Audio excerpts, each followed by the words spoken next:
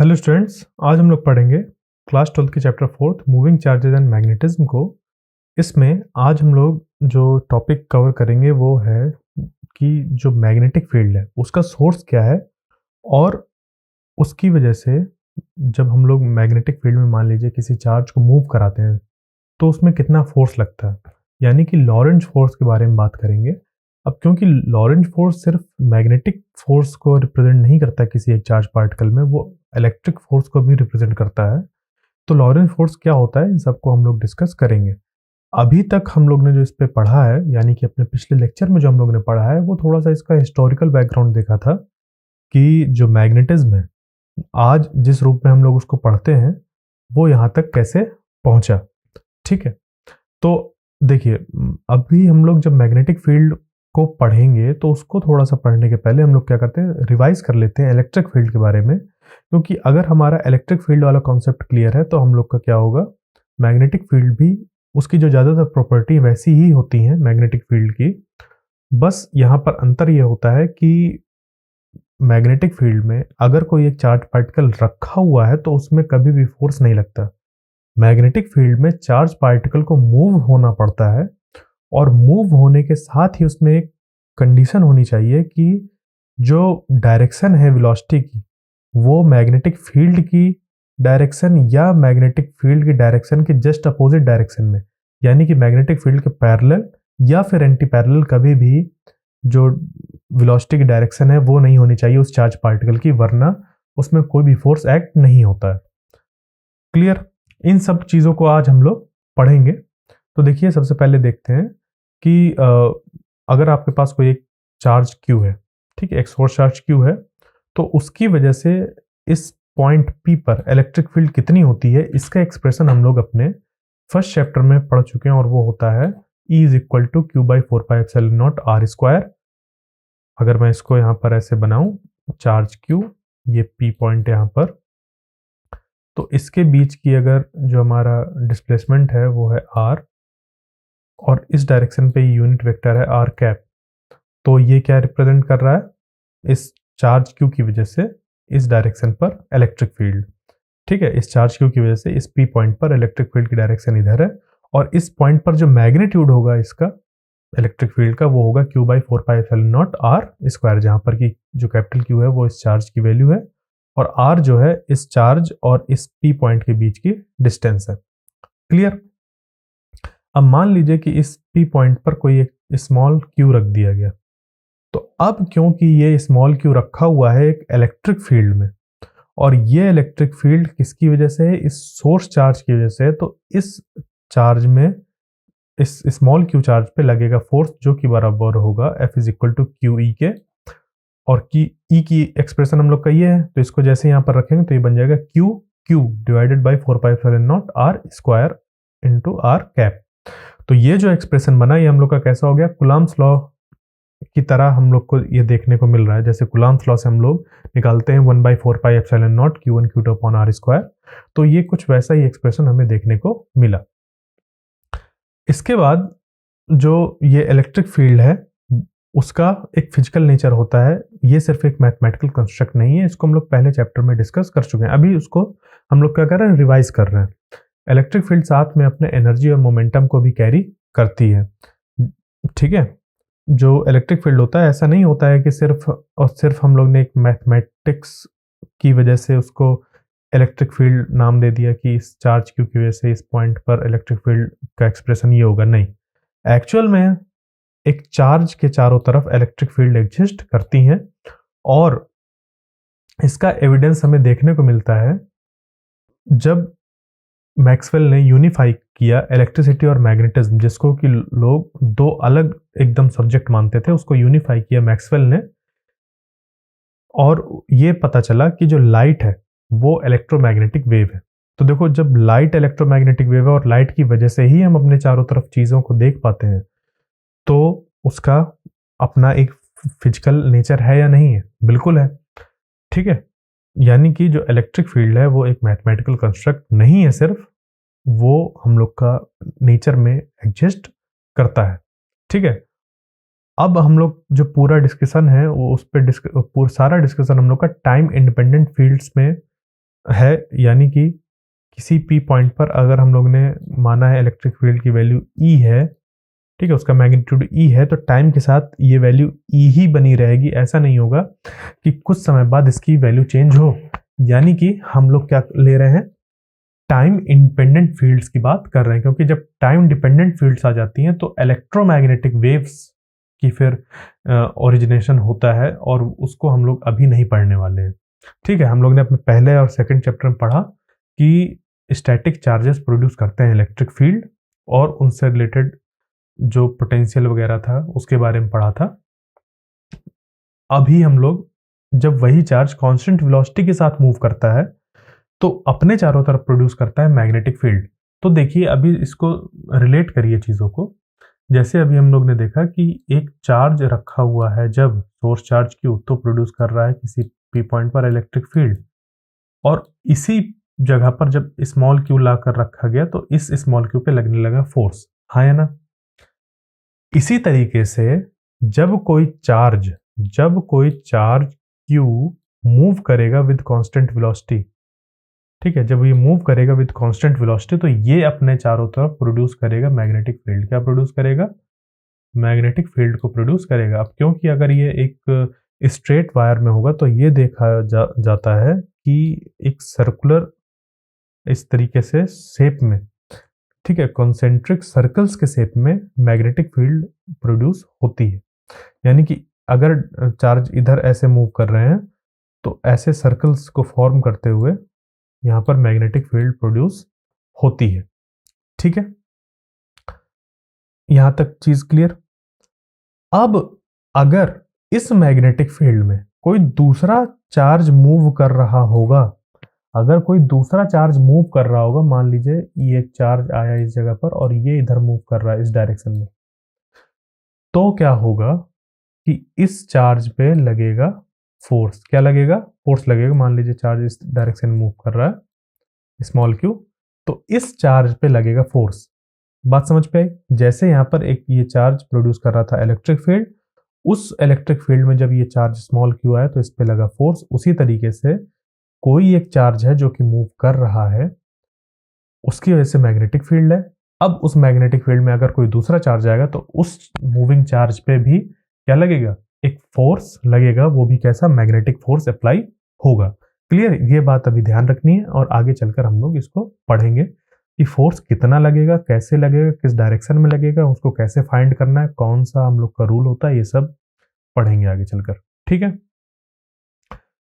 इस पे और एक चीज, जैसे कि इलेक्ट्रिक फील्ड में क्या होता है कि मान लीजिए कि इस पॉइंट पर हमें इलेक्ट्रिक फील्ड बताना है। चार्ज यहाँ पर हम लोग के बहुत ढेर सारे हैं, Q1, Q2, Q3, बहुत ढेर सारे चार्जेस हैं। तो हर एक चार्ज की वजह से जब हम लोग को इलेक्ट्रिक फील्ड बतानी होती है कि इस पॉइंट पर कितना होगा, तो इसकी वजह से इलेक्ट्रिक फील्ड निकालो, इसकी वजह से इलेक्ट्रिक फील्ड निकालो, इसकी वजह से इलेक्ट्रिक फील्ड निकालो। ठीक है, मान लो इस पॉइंट पर बताना है, तो इन तीनों चार्जेस की वजह से इस पॉइंट पर इलेक्ट्रिक फील्ड निकालो और उनका कर लो वेक्टर सम। ठीक है, तो प्रिंसिपल ऑफ सुपरपोजिशन से हम लोग ये कर पाते हैं। यानी कि प्रिंसिपल ऑफ सुपरपोजिशन हमें एक रास्ता देता है जिससे कि हम लोग मल्टीपल चार्जेस की वजह से किसी एक पॉइंट पर इलेक्ट्रिक फील्ड फाइंड कर सकते हैं। तो यहां पर जो इलेक्ट्रिक फील्ड होती है वो क्या होती है? Vector sum of individual charges की वजह से जो इलेक्ट्रिक फील्ड होती है उसके बराबर होता है। वेक्टर सम हमें करना पड़ता है। ठीक है, इस तरीके से। यहां तक बात समझ पे आई? तो ये जो हम लोग का है सुपरपोजिशन प्रिंसिपल, इसको एक्सटेंड किया जा सकता है मैग्नेटिक फील्ड के केस पे भी, कि मान लीजिए कि अब यहाँ इस जगह पर चार्ज ऐसे मूव कर रहे हैं, यानी कि इधर एक वायर है जिसपे कि करंट फ्लो कर रहा है। ठीक है, यहाँ पर चार्ज की जगह पर क्या है? सोर्स करंट है। ठीक है, मूविंग चार्जेस है, करंट है। ठीक है, और पिछले लेक्चर में मैंने बताया कि जो डॉट है, डॉट को हम लोग क्या रिप्रेजेंट करेंगे कि करंट, अगर हम लोग ने ऐसे डॉट बना दिया, किसी जगह पर ऐसे डॉट बना दिया, तो वो रिप्रेजेंट करेगा कि current out of the plane of paper आ रहा है। ठीक है, बाहर तरफ निकल रहा है। ठीक है, यहां से बाहर आ रहा है। इसी तरीके से इस जगह पर भी जो करंट है वो बाहर आ रहा है। तो इन सब की वजह से जो मैग्नेटिक फील्ड इस पॉइंट पर होगी, अब वो मैग्नेटिक फील्ड इस तरीके से नहीं होती है, डायरेक्शन उनका ऐसा नहीं होता है। ठीक है, मैग्नेटिक फील्ड अगर ये वायर है ऐसी, तो इस वायर के अराउंड अगर ये एक प्लेन है, ये जो पूरा प्लेन है, इस प्लेन के बाहर ऐसे करंट आ रहे हैं। ठीक है, तो इसके चारों तरफ प्रोड्यूस होती है मैग्नेटिक फील्ड, जो कि ऐसे कॉन्सेंट्रिक सर्कल्स फॉर्म करता हुआ जाता है। ठीक है, अब इसकी वजह से मैग्नेटिक फील्ड होगी ऐसे ऐसे। ठीक है, कॉन्सेंट्रिक सर्कल्स होंगे, ये ओवरलैप नहीं करते हैं, ये यहाँ पर ओवरलैप हो जा रहा है। ठीक है, इसको ड्रॉ करने में, बट ऐसा नहीं होता एक्चुअल में, ओवरलैप नहीं करते हैं ये मैग्नेटिक फील्ड, कभी भी एक दूसरे को क्रॉस नहीं करती है। अगर कहीं पर ऐसा हो रहा होगा तो फिर वो सही नहीं है, क्योंकि एक जगह पर मैग्नेटिक फील्ड की दो डायरेक्शन हो जाएंगी, जो कि पॉसिबल नहीं है। ठीक है, तो यहाँ पर क्या हो रहा है कि इसकी वजह से कॉन्सेंट्रिक सर्कल्स फॉर्म हो रहे हैं, इस वाले करंट की वजह से कॉन्सेंट्रिक सर्कल्स फॉर्म हो रहे हैं। इसी तरीके से ये जो यहाँ पर थर्ड है, इसकी वजह से कॉन्सेंट्रिक सर्कल्स फॉर्म होंगे। तो सब की वजह से यहाँ पर क्या होगा, मैग्नेटिक फील्ड होगी। तो उस मैग्नेटिक फील्ड का क्या लेना होगा, यहाँ पर सुपरपोजिशन प्रिंसिपल का यूज करते हुए वेक्टर सम, जो कि रिप्रेजेंट करेगा फिर मैग्नेटिक फील्ड की मैग्नीट्यूड और डायरेक्शन को। ठीक है, ये समझ पे आया। अब चलते हैं आगे। तो जैसे हम लोग ने बात करी कि स्टैटिक चार्जेस प्रोड्यूस करते हैं इलेक्ट्रिक फील्ड, वैसे ही करंट या फिर मूविंग चार्जेस प्रोड्यूस करते हैं मैग्नेटिक फील्ड। ये बात हमारी हो गई। दूसरा कि जो मैग्नेटिक फील्ड है वो एक वेक्टर फील्ड है, और हर एक पॉइंट पर स्पेस में कहीं पर भी जो मैग्नेटिक फील्ड है उसको हम लोग वेक्टर्स के फॉर्म पे रिप्रेजेंट कर सकते हैं। ठीक है, और जो उसका मैग्नेटिक फील्ड है, किसी भी पॉइंट पर अगर हम बात करेंगे तो उसका मैग्नीट्यूड और डायरेक्शन दोनों हमें बतानी होगी। जो मैग्नेटिक फील्ड है वो सुपरपोजिशन प्रिंसिपल को ओबे करती है, यानी कि हम लोग उसका किसी जगह पर अगर बहुत ढेर सारे सोर्सेज हैं मैग्नेटिक फील्ड के, यानी कि मान लीजिए करंट कैरिंग वायर है यहाँ पर, या फिर चार्ज ही मूव कर रहे हैं, उनकी वजह से अगर मैग्नेटिक फील्ड प्रोड्यूस हो रही है, कई ढेर सारे सोर्सेज हैं, तो उन सबका यहाँ पर वेक्टर सम हमें करना पड़ेगा। तो हमें यहाँ पर टोटल जो मैग्नेटिक फील्ड है, या फिर कह लीजिए नेट मैग्नेटिक फील्ड, वो मिल जाएगी। ठीक, तो ये होता है हम लोग का मैग्नेटिक फील्ड से रिलेटेड चीज़ें। इसकी जैसे डायरेक्शन वगैरह की बात है, तो मैग्नेटिक फील्ड की डायरेक्शन या मैग्नेटिक फील्ड की जो डेंसिटी होती है वो सब वैसी ही सारी प्रॉपर्टी रिप्रेजेंट करती है जैसे कि इलेक्ट्रिक फील्ड। जैसे कि हम लोग इलेक्ट्रिक फील्ड की बात करें कि इलेक्ट्रिक फील्ड मान लीजिए ऐसे बनी हुई है, ऐसे बनी हुई है। ठीक है, किसी चार्ज की वजह से ऐसे बनी हुई है। तो इस जगह पर और इस जगह पर जब कंपैरिजन करेंगे, ठीक है, तो इस जगह पर इलेक्ट्रिक फील्ड की स्ट्रेंथ ज़्यादा है एज कंपेयर टू दिस। उसी तरीके से मान लीजिए कि अगर कोई हमारे पास वायर है और उस वायर के चारों तरफ यहाँ पर सर्कल्स फॉर्म हो रहे हैं मैग्नेटिक फील्ड के। ठीक है, तो जैसे जैसे हम दूर जाते जाएंगे वैसे वैसे सर्कल्स भी कैसे होते जाएंगे, उनके बीच में गैप बढ़ता जाएगा, दो सर्कल्स के बीच में गैप बढ़ता जाएगा। जबकि यहाँ पर क्या होंगे, सर्कल्स पास पास होंगे। पास पास होने का मतलब कि उस यहाँ पर मैग्नेटिक फील्ड की स्ट्रेंथ ज़्यादा है, जबकि जैसे जैसे हम दूर जाते जाएंगे वहाँ पर मैग्नेटिक फील्ड की स्ट्रेंथ कम होती जाएगी। तो सिमिलरली जैसे यहाँ पर हम लोग देख रहे थे मैग्नेटिक इलेक्ट्रिक फील्ड लाइंस का डेंसिटी को देखते हुए, वैसे यहाँ पर मैग्नेटिक फील्ड की डेंसिटी को भी देखते हुए मैग्नेटिक फील्ड की वैल्यू बताते हैं हम लोग। क्लियर। अब चलते हैं, जैसे मैंने बताया कि अगर एक चार्ज है यहाँ पर, उसकी वजह से इस जगह पर इलेक्ट्रिक फील्ड है, और इस इलेक्ट्रिक फील्ड में यहाँ पर अगर कोई चार्ज क्यू आ गया तो इस चार्ज के ऊपर लगेगा फोर्स। ठीक है, सिमिलरली अगर कोई एक चार्ज मूव कर रहा हो, उस चार्ज के मोशन की वजह से किसी जगह पर हमारे इस चार्ज के मोशन की वजह से मान लीजिए इस जगह पर मैग्नेटिक फील्ड प्रोड्यूस हो रही है। ठीक है, यहाँ पर बहुत सारे चार्जेस मूव कर रहे हैं, या फिर कह लीजिए यहाँ पर एक करंट आई फ्लो हो रहा है, एक स्टेडी करंट आई फ्लो कर रहा है। तो वो जो करंट आई है उस करंट आई की वजह से यहाँ पर जो मैग्नेटिक फील्ड होगी, ठीक है, मैग्नेटिक फील्ड की यहाँ पर जो डायरेक्शन होगी वो coming out of the plane of paper होगी, क्योंकि जब ऐसे इसके यहाँ पर कंसेंट्रिक सर्कल बनाएंगे तो ये ऐसे बन जाएगी। ठीक है, तो यहाँ पर जो मैग्नेटिक फील्ड की डायरेक्शन होगी वो इस तरफ होगी, और अगर इस जगह पर कोई एक अब चार्ज मूव कर रहा होगा, ये करंट की डायरेक्शन है और ये मैग्नेटिक फील्ड की डायरेक्शन इस जगह पर coming out of the plane of paper. तो अगर यहाँ पर एक हम चार्ज मूव कराएं इस जगह पर, तो उस चार्ज में लगेगा फोर्स। क्या लगेगा? एक फोर्स लगेगा उस मूविंग चार्ज के ऊपर। क्लियर? तो इस वजह से हम लोग क्या करने वाले हैं अभी कि हम पढ़ेंगे कि किस तरीके से जब एक चार्ज मूव करता है मैग्नेटिक फील्ड में तो उसके ऊपर फोर्स एक्सर्ट होता है। ठीक है, अभी थोड़ा सा क्या करते हैं, हम लोग स्टडी करते हैं मैग्नेटिक फील्ड की डायरेक्शन। अगर हमें बतानी है किसी एक स्ट्रेट करंट कैरिंग वायर की वजह से, तो मैग्नेटिक फील्ड कैसे हम लोग बताएंगे कि वो मैग्नेटिक फील्ड कैसी यहाँ पर है। तो देखिए, इसको बताने के लिए जैसे मान लीजिए कि एक स्ट्रेट कंडक्टर है और इस पर करंट फ्लो कर रहा है इस डायरेक्शन में। तो जब इस डायरेक्शन में हमने बताया कि करंट फ्लो कर रहा है तो क्या होगा, यहाँ पर हम लोग अपना राइट हैंड लेंगे और राइट हैंड के थंब को इस करंट की डायरेक्शन में पुट कर देंगे। तो जैसे ही हम लोग ने राइट हैंड के थंब को इधर करंट की डायरेक्शन में पुट किया तो होगा क्या कि जो हम लोग की कर्ल्ड फिंगर्स होंगी, कर्ल्ड, ठीक है, घूमी हुई जो फिंगर्स होंगी राइट हैंड की, वो रिप्रेजेंट करेंगी, हमारी उंगलियां कुछ ऐसी कर्ल्ड होंगी। ठीक है, तो ये जो कर्ल्ड फिंगर्स हैं, ठीक है, ये जो कर्ल्ड फिंगर्स हैं ऐसी, वो क्या रिप्रेजेंट करेंगी? वो रिप्रेजेंट करेंगी मैग्नेटिक फील्ड की डायरेक्शन को।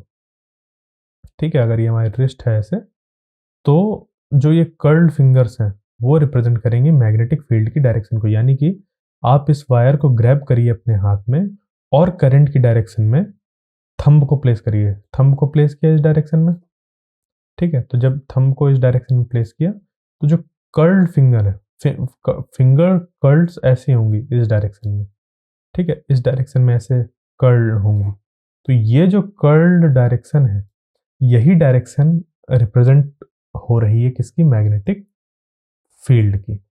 ठीक है, अब यहां पर किसी एक पर्टिकुलर पॉइंट पे अगर मैग्नेटिक फील्ड की डायरेक्शन हमें बतानी है तो देखो, क्योंकि यहां पर कर्ल्ड फिंगर्स की वजह से ऐसा कर्ल्ड शेप फॉर्म हो रहा है, या कह लीजिए सर्कल फॉर्म हो रहा है, और हमें किसी भी पॉइंट पर अगर मैग्नेटिक फील्ड की डायरेक्शन उस पर्टिकुलर जगह पर बतानी है, तो क्योंकि यहाँ पर एक सर्कल फॉर्म हो रहा है तो इस पॉइंट पर मान लीजिए बतानी है मैग्नेटिक फील्ड की डायरेक्शन, तो यहाँ पर एक ड्रॉ करेंगे टेंजेंट। तो जैसे ही इसको टेंजेंट यहाँ पर ड्रॉ करेंगे तो एक इस तरीके से टेंजेंट यहाँ पर शो करेगा। इसी तरीके से यहाँ पर अगर मैग्नेटिक फील्ड बतानी है तो टेंजेंट इधर ऐसे शो होगा, इधर बतानी है तो इधर होगा, इधर बतानी है तो इधर होगा।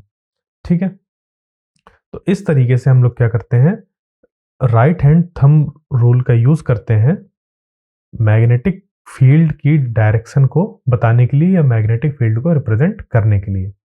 ठीक है, तो अब हम चलेंगे आगे, जहां पर पढ़ेंगे कि अगर एक मैग्नेटिक फील्ड वाला रीजन है और उसमें कोई चार्ज क्यू मूव करता है विद वेलोसिटी v, तो उसमें कितना फोर्स लगेगा। ठीक है, तो सबसे पहली बात जो देखने को मिली कि जब कोई एक चार्ज पार्टिकल, ठीक है, एक चार्ज ऑफ मूविंग ऑब्जेक्ट या फिर मान लीजिए चार्ज मूव कर रहा है, ठीक है, और उसकी स्पीड है, ठीक, और मैग्नेटिक फील्ड जहां पर वो मूव कर रहा है, ठीक है, इन तीनों चीज पे डिपेंड करता है। यानी कि जो चार्ज है Q, जो उस चार्ज के मूव होने की वेलोसिटी है। अब चार्ज ऑब्जेक्ट कुछ भी हो सकता है, चार्ज्ड ऑब्जेक्ट कुछ भी हो सकता है। ठीक है, तो यहां पर चार्ज अगर सिंपल एक मूव कर रहा है तो उसको हम लोग, अगर चार्ज उस पर क्यू है तो क्यू चार्ज मान लिया। मान लीजिए कि एक कोई बॉल है, वो चार्ज है, वो मूव कर रही है, उस पर चार्ज अगर क्यू है तो वो चार्ज क्यू यहाँ पर रिप्रेजेंट हो रहा है। अगर एक आयन है वो मूव कर रहा है, हाँ, और उस आयन में चार्ज क्यू है, तो वो ये जो चार्ज क्यू लिखा हुआ है वो उस चार्ज को रिप्रेजेंट कर रहा है, उस आयन के चार्ज को।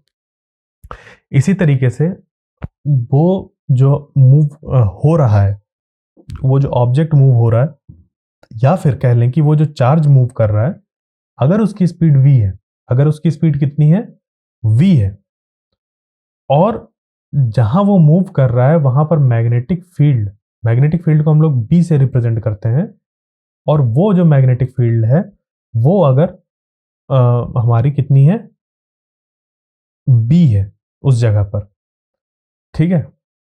साथ ही में ये जो वेलोसिटी की डायरेक्शन है और मैग्नेटिक फील्ड की डायरेक्शन है, उनके बीच का एंगल अगर थीटा है, तो जो फोर्स लगता है, जो मैग्नीट्यूड होता है फोर्स का, वो होता है Q V B sine theta, ठीक है।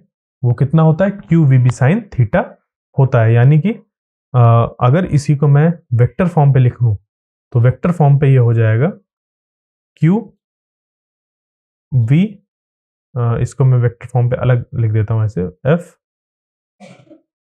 Is equal to Q V cross B, ठीक है, ये लिख दिया।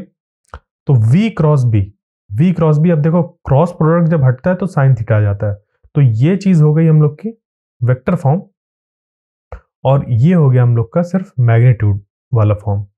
तो अगर कोई एक चार्ज q मूव कर रहा है with velocity v in the magnetic field b, और v और b के बीच का एंगल थीटा है, तो इतना मैग्नीट्यूड उस पर लगेगा फोर्स का।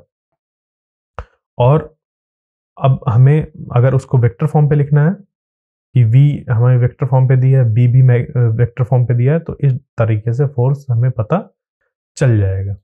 अब देखिए यहां पर जो डायरेक्शन ऑफ फोर्स निकल कर आती है वो v और b दोनों के परपेंडिकुलर डायरेक्शन में होती है। कैसे, ये साइन यहां पर है ना क्रॉस प्रोडक्ट, यहां पर साइन प्रोडक्ट है, या फिर कह लीजिए क्रॉस प्रोडक्ट है। तो क्रॉस प्रोडक्ट में जिन दो चीजों का क्रॉस प्रोडक्ट होता है और जो निकल कर आता है क्रॉस प्रोडक्ट, वो हमेशा आपस में कैसे होते हैं, परपेंडिकुलर होते हैं, ठीक है। कैसे होते हैं, हमेशा परपेंडिकुलर होते हैं। तो ये परपेंडिकुलर ये है, हमेशा जो वेलोसिटी का हमेशा परपेंडिकुलर वाला कंपोनेंट ही होगा, मतलब v और b के बीच में हमेशा परपेंडिकुलर डायरेक्शन जब होगी, वही वाला जो वेलोसिटी का कंपोनेंट है वही अपने साथ एक मैग्नेटिक फोर्स को एक्सपीरियंस करेगा इस मैग्नेटिक फील्ड में, ठीक है। ये चीज अभी क्लियर हो जाएगी जब हम लोग एक चार्ज को मूव कराएंगे मैग्नेटिक फील्ड में, ठीक है। तो अभी क्या है, ये समझना है कि अगर एक चार्ज पार्टिकल v वेलोसिटी से b मैग्नेटिक फील्ड में मूव करता है और उस पर चार्ज q है, तो फोर्स लगेगा इतना। उसकी जो डायरेक्शन है वो हम लोग निकालेंगे, जो हम लोग का फॉर्मूला होता है एक क्रॉस प्रोडक्ट को फाइंड करने का, क्रॉस प्रोडक्ट के डायरेक्शन को फाइंड करने का, जो कि हम लोग राइट हैंड का ही यूज करके निकालते हैं, ठीक है। और ये जो हम लोग का होता है ये कहलाता है कॉर्क स्क्रू रूल, या फिर हम लोग का right hand rule for vector product कहलाता है, ठीक है। ये जो है वो राइट हैंड थंब रूल से डिफरेंट है, ये जो चीज है वो राइट हैंड थंब रूल से डिफरेंट है। अभी के लिए आप ये समझिए, वरना इनका जो ओरिजिनेशन है वो सेम ही है, ठीक है। जो अभी मैं राइट हैंड थंब रूल बताया है ना, अभी मैंने राइट हैंड थंब रूल क्या है, वो बताता है मैग्नेटिक फील्ड की डायरेक्शन को। अगर एक करंट फ्लो कर रहा है कहीं पर, तो उस करंट की फ्लो की डायरेक्शन में अपने थंब को प्लेस करिए राइट हैंड के, तो जो कर्ल्ड फिंगर्स होंगी वो रिप्रेजेंट करेंगी मैग्नेटिक फील्ड को, ठीक है। वो है हम लोग का राइट हैंड थंब रूल। अभी जो मैं बताने वाला हूं वो है right hand rule for vector product, या फिर हम लोग का कॉर्क स्क्रू रूल भी इसको कहते हैं। देखिए इस पे v पहले है b बाद में, यानी कि v क्रॉस b है। तो मान लीजिए कि किसी जगह पर जो v की डायरेक्शन है ऐसी, और जो b की डायरेक्शन है वो है ऐसी, इनके बीच का एंगल है थीटा। तो अब देखो क्या करेंगे, सबसे पहले हम लोग जो अपना पाम है, ठीक है, पाम को ओपन कर लेंगे, पूरा राइट हैंड के पाम को पूरा ओपन कर लेंगे। उसके बाद जितनी भी फिंगर्स हैं उनको वी की डायरेक्शन में पुट कर देंगे, यानी कि जितनी भी फिंगर्स हैं उनको वी की डायरेक्शन में पुट कर देंगे। तो सारी फिंगर्स जो हैं वो इस डायरेक्शन में ऐसे पुट हो गई, ठीक है, ऐसे। उसके बाद उन फिंगर्स को घुमाएंगे बी की तरफ। तो देखो यहां पर, अब यहां पर खास बात है कि जब यहां पर हम लोग वी की डायरेक्शन में इसको पुट करेंगे तो थंब हम लोग का जब डाउनवर्ड फेस करेगा, जब थंब हम लोग का डाउनवर्ड फेस करेगा और पूरा का पूरा पाम इधर होगा, ठीक है, तब जाके हम अपने फिंगर्स को ऐसे कर्ल कर पाएंगे बी की डायरेक्शन में, ठीक है। बात समझ पे आई? यहां पर हम लोग की जो फिंगर्स हैं उसको हम लोग कर्ल कर पा रहे हैं बी की डायरेक्शन में, जब हम लोग ने अपना थंब की डायरेक्शन डाउनवर्ड रखी, ठीक है। आप वी की डायरेक्शन में अपनी राइट हैंड की फिंगर्स रखिए, उसके बाद बी की डायरेक्शन में मूव कर दीजिए। तो जैसे ही मूव करेंगे तो जो थंब है, थंब रिप्रेजेंट करेगा मैग्नेटिक फोर्स की डायरेक्शन को। तो देखो वी बी के परपेंडिकुलर डायरेक्शन में, दोनों के परपेंडिकुलर डायरेक्शन में है मैग्नेटिक फोर्स, जो कि इधर होगा ऐसे, बी से भी 90 डिग्री और वी से भी 90 डिग्री ऐसा फॉर्म करेगा। क्लियर? तो ये जो चीज हो गई वो हम लोग का क्या रिप्रेजेंट कर रहा है, एक मैग्नेटिक फोर्स की डायरेक्शन को रिप्रेजेंट करेगा। क्लियर? अब बढ़ते हैं आगे और देखते हैं लॉरेंट्ज फोर्स को, जो कि हम लोग का मान लीजिए कि एक चार्ज पार्टिकल है जो कि इलेक्ट्रिक फील्ड और मैग्नेटिक फील्ड, एक कोई ऐसा रीजन है जहां पर इलेक्ट्रिक फील्ड भी मौजूद है और मैग्नेटिक फील्ड भी मौजूद है, वहां पर मूव कर रहा है, ठीक है। एक कोई चार्ज पार्टिकल Q मूव कर रहा है विद वेलोसिटी v किसी रीजन पे जहां पर कि इलेक्ट्रिक फील्ड और मैग्नेटिक फील्ड दोनों मौजूद हैं। उस केस में उस पे जो फोर्स लगेगा, तो देखो इलेक्ट्रिक फील्ड की वजह से भी लगेगा और मैग्नेटिक फील्ड की वजह से लगेगा। क्यों? क्योंकि वो जो चार्ज है वो मूव कर रहा है, ठीक है। तो इलेक्ट्रिक फील्ड में अगर रखा भी होता ये चार्ज तब भी फोर्स लगता, मूव करेगा तब भी फोर्स लगेगा। और मैग्नेटिक फील्ड में चार्ज को हमेशा मूव होना चाहिए तभी उस पर फोर्स अप्लाई होगा। तो इलेक्ट्रिक फील्ड और मैग्नेटिक फील्ड किसी जगह पर मौजूद है, किसी रीजन पर, और वहां पर अगर एक चार्ज पार्टिकल Q मूव कर रहा है विद वेलोसिटी v, तो उस पर जो फोर्स लगेगा वो दोनों इलेक्ट्रिक फील्ड और मैग्नेटिक फील्ड दोनों की वजह से लगेगा, और उसका जो एक्सप्रेशन होगा वो हो जाएगा ये। अभी हम लोग देख कर आए हैं कि मैग्नेटिक फील्ड की वजह से जो फोर्स लगता है वो होता है F is equal to Q V cross B। ये देखा है, तो F is equal to Q V cross B, ये हो गया। और हम लोग पहले से ही जानते हैं कि इलेक्ट्रिक फील्ड जो होता है वो होता है Q इंटू E, ठीक है। ये तो इन दोनों को ऐड कर दिया गया, वेक्टर सम, सिंपल सा है। यहां पर भी सुपर पोजिशन प्रिंसिपल का ही यूज किया गया है कि किसी चार्ज पार्टिकल में दो फोर्स लग रहे हैं, एक इलेक्ट्रिक फील्ड की वजह से, इसको Fe नाम दे देते हैं, और ये लग रहा है मैग्नेटिक फील्ड की वजह से, ठीक है। तो दोनों की वजह से जब फोर्स लग रहा है तो जो टोटल फोर्स होगा वो सम होगा Fe और Fb की वजह से, ठीक है। Fe और Fb की वजह से ये सम होगा। तो Fe की वजह से हो जाएगा QE और Fb की वजह से हो जाएगा QV क्रॉस B। इसको जब हम लोग यहाँ पर रखेंगे एक साथ और Q कॉमन ले लेंगे तो ये एक्सप्रेशन मिल जाएगा, जिसको कि हम लोग कहते हैं लॉरेंट्ज फोर्स, ठीक है। इसको H.A. लॉरेंट्ज ने बहुत ही ज्यादा एक्सपेरिमेंट करके निकाला था, इसी वजह से इनके नाम पर ही इसको लॉरेंज फोर्स कहते हैं, ठीक है। तो किसी चार्ज पार्टिकल जिसका कि चार्ज Q हो, वो v वेलोसिटी से मूव कर रहा हो किसी इलेक्ट्रिक फील्ड और मैग्नेटिक फील्ड वाले रीजन पर, तो किसी पॉइंट पर उस पर लगने वाला जो फोर्स होगा वो दोनों की वजह से होगा, इलेक्ट्रिक फोर्स और मैग्नेटिक फोर्स। इलेक्ट्रिक फोर्स का एक्सप्रेशन और मैग्नेटिक फोर्स का एक्सप्रेशन दोनों का हमें वेक्टर सम करना होगा, तो उस पर लगने वाले टोटल फोर्स को हम लोग फाइंड कर सकते हैं, ठीक है। ये सारी चीजें हम लोग आज जाने। साथ ही में इसमें जो मान लीजिए कि अब क्योंकि ये जो पूरा का पूरा हम लोग का एक्सप्रेशन है उस पर क्यू, वी और बी इनकी वैल्यू जैसे जैसे चेंज होंगी वैसे वैसे क्या होगा, फोर्स भी हम लोग का वेरी करेगा। ठीक है, तो जो ये फोर्स है वो किस पे डिपेंड करेगा, वो डिपेंड करेगा चार्ज पार्टिकल में, उसकी वैल्यू कितनी है, वी में और बी में।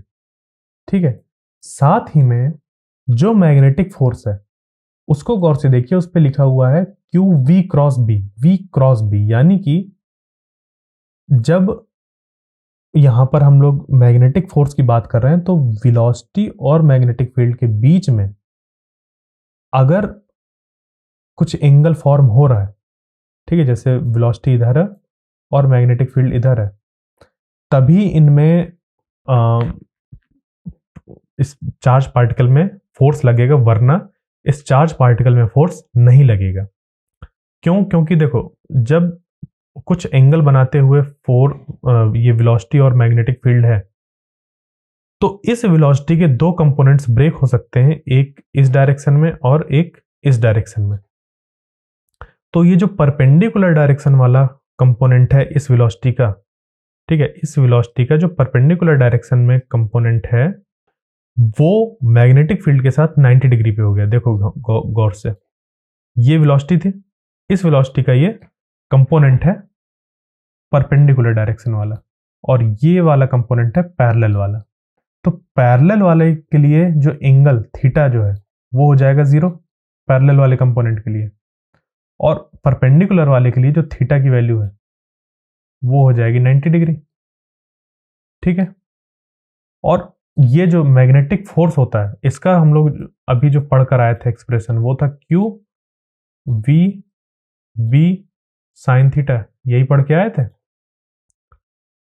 ये तो वेक्टर फॉर्म पे है, इसका जो मैग्नीट्यूड है वो होता ही है। अब जहां पर थीटा की वैल्यू 0 होगी वहां पर फोर्स कितना हो जाएगा, 0। यानी कि अगर ये चार्ज पार्टिकल की वेलोसिटी मैग्नेटिक फील्ड की डायरेक्शन में होगी तो उसमें लगने वाला फोर्स कितना हो जाएगा, 0। और अगर इसी चार्ज पार्टिकल की जो वेलोसिटी है वो मैग्नेटिक फील्ड के 90 डिग्री में होगी तो उस पर मैक्सिमम फोर्स एक्ट होगा। क्लियर? तो कभी भी जो मैग्नेटिक फोर्स एक्ट होता है एक मूविंग चार्ज पार्टिकल में, वो हमेशा उस वेलोसिटी के उस कंपोनेंट पे एक्ट होता है जो कि मैग्नेटिक फील्ड के परपेंडिकुलर डायरेक्शन में होता है। ठीक है, अब मान लीजिए कि पूरी की पूरी वेलोसिटी अगर 90 डिग्रीज पे ही हो तो वहां उस केस में मैक्सिमम फोर्स एक्ट होता है। और अगर इधर नहीं हुई, वेलोसिटी ऐसी हुई कुछ एंगल फॉर्म करते हुए, ठीक है, तो उसकी वजह से इसके जो साइन वाला कंपोनेंट है यानी कि परपेंडिकुलर वाला कंपोनेंट है, सिर्फ उसकी वजह से ही फोर्स एक्ट होगा। जो इसका पैरेलल कंपोनेंट होगा कॉस वाला, वो कर देगा उसको 0। क्या कर देगा, फोर्स 0 कर देता है उस डायरेक्शन में, उसकी वजह से कोई फोर्स एक्ट नहीं होता। ये एक्सपेरिमेंटली ऑब्जर्व्ड फिनोमेना है। ठीक है, क्लियर? तो हमेशा याद रखना है कि जो वेलोसिटी होगी मैग्नेटिक फील्ड के साथ कुछ ना कुछ एंगल बनाते हुए जब होगी तभी उस चार्ज पार्टिकल में फोर्स लगेगा। अगर वेलोसिटी मैग्नेटिक फील्ड की डायरेक्शन या फिर मैग्नेटिक फील्ड की डायरेक्शन के जस्ट अपोजिट हो यानी कि पैरेलल या फिर एंटी पैरेलल हो तो उस मूविंग चार्ज पार्टिकल पे भी फोर्स एक्ट नहीं होता है। ठीक है, तो ये चीजें बहुत ध्यान देने वाली हैं जो कि हमें आगे चलकर बहुत काम आएंगी। और जो इसकी फोर्स की डायरेक्शन होती है वो हम लोग का राइट हैंड रूल से पता करते हैं, right hand rule for vector product, जिसको कि मैं अभी बता चुका हूं। ठीक है, इस तरीके से कि v की डायरेक्शन पे अपने, जैसे v क्रॉस b लिखा हुआ है ना, तो कभी भी जब v क्रॉस b करना होता है तो हम क्या करते हैं, v की डायरेक्शन में अपने राइट हैंड की उंगलियों को प्लेस करते हैं और b की डायरेक्शन में मूव करने की कोशिश करते हैं। तो जब यहां पर करेंगे तो उस केस में हमारा जो थंब होगा उसका डायरेक्शन नीचे हो जाएगा अपने आप, तभी ये जो हमारी फिंगर्स हैं वो इस मैग्नेटिक फील्ड की तरफ कर्ल कर पाएंगी। ठीक है, शॉर्टेस्ट डिस्टेंस पे कर्ल होना चाहिए। तो उस केस में जब इधर होगा तो जो थंब की डायरेक्शन होगी वो रिप्रेजेंट करेगी मैग्नेटिक फोर्स इस चार्ज पार्टिकल में लगने वाले की।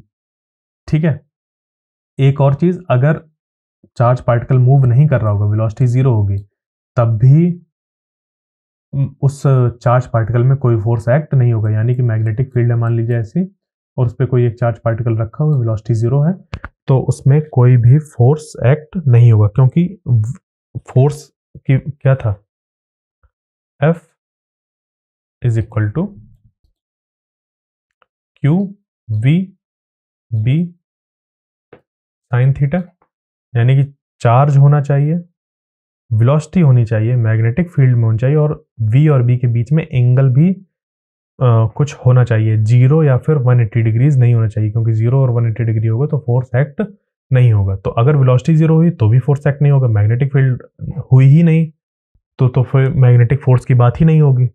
ठीक है, तो मान लीजिए कि मैग्नेटिक फील्ड है, चार्ज भी है, बट वो मूव नहीं कर रहा है, वेलोसिटी 0 है, तो कोई फोर्स एक्ट नहीं होगा। अब अगर मूव भी कर रहा है और मैग्नेटिक फील्ड की डायरेक्शन या फिर मैग्नेटिक फील्ड की अपोजिट डायरेक्शन में है, तो भी उस पर कोई फोर्स एक्ट नहीं होगा। तो इन सब चीजों को हमें ध्यान रखना है। अब जो इसका नेक्स्ट लेक्चर होगा उस पर हम लोग एक जो करंट कैरिंग कंडक्टर है उसको जब मैग्नेटिक फील्ड में प्लेस करते हैं तो उसमें कितना फोर्स एक्ट होता है उसका एक्सप्रेशन हम लोग फाइंड करेंगे। आज हम लोग ने मैग्नेटिक फील्ड का ओरिजिन और लॉरेंज फोर्स के बारे में पढ़ा है। ठीक है, एक और चीज, जो मैग्नेटिक फील्ड है, मैग्नेटिक फील्ड की जो हम लोग स्ट्रेंथ मेजर करते हैं, या फिर कह लीजिए कि एसआई यूनिट जो है, मैग्नेटिक फील्ड की एसआई यूनिट होती है टेस्ला। क्या होती है? टेस्ला। क्लियर? इस टेस्ला को हम लोग आगे डिफाइन करेंगे आगे चलकर कि 1 टेस्ला कितना होता है, बट अभी के लिए आपको ये समझना है कि जो मैग्नेटिक फील्ड हम लोग मेजर करते हैं वो टेस्ला पे मेजर करते हैं। जैसे कि फोर्स को न्यूटन में मेजर करते हैं और इलेक्ट्रिक फील्ड को वोल्ट पर मीटर पे मेजर करते हैं, या फिर न्यूटन पर कूलम पे मेजर करते हैं, उसी तरीके से हम लोग मैग्नेटिक फील्ड को टेस्ला पे मेजर करते हैं। और इसका जो एक्सप्रेशन हम लोग को मिलेगा वो आगे चलकर कुछ हम लोग डिराइव करके इसको फाइंड करेंगे, बट अभी के लिए आपको ये जानना है कि इसका जो एसआई यूनिट है वो टेस्ला होता है। इसी की एक छोटी यूनिट भी होती है गॉस। ठीक है, तो जो गॉस है, 1 गॉस यहाँ पर डबल एस है, 1 गॉस इज इक्वल टू होता है 10⁻⁻⁴ टेस्ला। ठीक है, क्योंकि जो टेस्ला है वो बहुत बड़ी यूनिट होती है, जो टेस्ला होती है वो बहुत बड़ी यूनिट होती है। ठीक है, कैसे आप इसको इमेजिन कर सकते हैं? देखिए, 1 gauss is equal to 10⁻⁻⁴ tesla, और जो अर्थ की मैग्नेटिक फील्ड होती है ना, वो अर्थ की मैग्नेटिक फील्ड अबाउट होती है 3.6 इंटू 10⁻⁻⁵ टेस्ला। समझ रहे हैं? जो अर्थ की मैग्नेटिक फील्ड किसी जगह पर मौजूद होती है वो होती है 10⁻⁵ टेस्ला। यानी कि टेस्ला एक बहुत बड़ी यूनिट है मैग्नेटिक फील्ड की। 10⁻⁴ 1 गॉस, ये एक छोटी यूनिट्स भी हम लोग यूज करते हैं मैग्नेटिक फील्ड को रिप्रेजेंट करने के लिए। तो आई होप आपको आज का सेशन समझ पे आया होगा। अगले लेक्चर तक के लिए थैंक्स।